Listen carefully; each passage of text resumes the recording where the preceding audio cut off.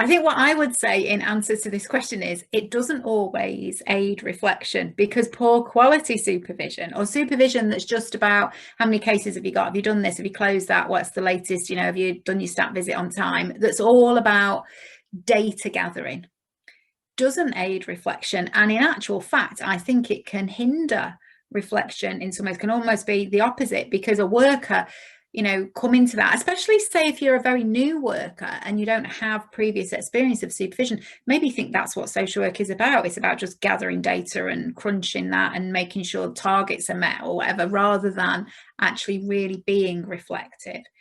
So poor supervision doesn't aid reflection, but I think good quality supervision really gets the worker to dig deeper, and maybe it gives them a different perspective, because I think a good supervisor asks you an unexpected question. They ask you a question that you hadn't even thought of, and that's what makes it really reflective, because it makes you think. Anything that makes you think is reflective. But if you go into supervision, it doesn't make you think, because you've just got a list of, this is when my last stat visit was, this is, it's just facts. Anything that makes you think really enhances your reflection. I think, though, it's much like, as we've said throughout this, it's much like social work. If you're a social worker asking a family just, for information-based questions, all you're going to get is information-based stuff coming back. And then it makes evaluation of information much more difficult.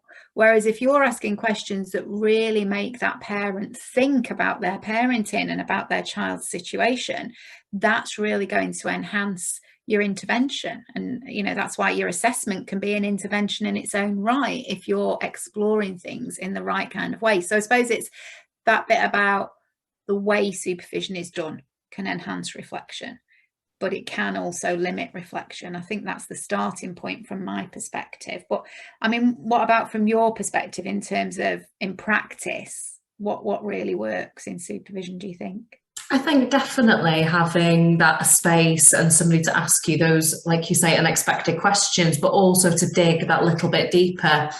So it's not just process driven, like you say, that we are asking people about what emotions that brought for them, for the family or the individual that they're working with, and what effect has come from that. So, it's unpicking things again, isn't it? And just going that bit deeper. And how do you do that? Is that just through questioning, or do you use tools to support you? So I think it can be quite creative, but it can also, like you say, fall back to that process stuff, because, there are boxes to tick. And we need to make sure we do that bit, but we also need to make sure that we're offering that kind of space for people to reflect and really think about their actions and feelings and emotions and everything that's interlinked to that, really. I suppose, again, it's just about that, bringing that connection with practice over again, isn't it? When we're working with families, there are boxes that we need to tick. There's some information that we just simply have to have. But then if we use creative tools in our direct work, then we're going to get more from that. It's going to create potentially just more opportunity for change and growth and development. And I suppose now more than ever, I think social work needs to be creative, and that, you can only be creative as a practitioner if the support that you receive is creative, if your supervision is creative, if the supervision is asking you questions that you think, that was actually a really good question, really made me think, I could try using that question with that parent next week. So it's that model in the model almost, isn't it, really?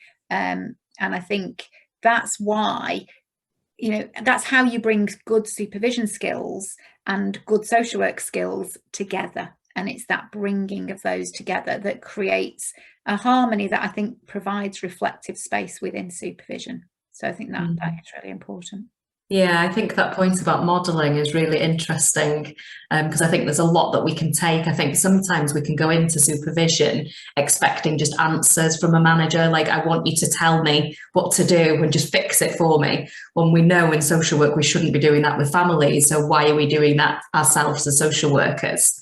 And it is about as well the managers having the support. And I think I really like the work that you're doing in Gwynedd to try and support managers to reflect on their reflective supervision, so that, you know, that they're thinking about kind of the way that they're approaching things, and that they're also having that time as well to think about it and reflect, because I'm sure, you know, managers are also very busy going from one thing to the next, from meeting to meeting. How many supervisions do they do in a day? So the more that we support everybody from the top down, I think the better it is all round. Absolutely, yeah.